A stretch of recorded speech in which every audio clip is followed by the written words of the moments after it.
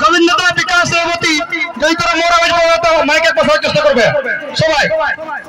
ऊपर नीचे क्यों नहीं वॉलंटियर साहब दादा फूल मत वर्षा करें हेलो सर हेलो फूल वर्षा नहीं करें फूल वर्षा नहीं करें और किसी प्रकार के कोई स्थिति नहीं कोई हवा हवा नहीं हल्ला शांति से करेगा शांति से तो चलो हमरा आगे पूरा गीते गीते गीते तो गीत शुरू होते हमें शकुंतला माता परिपत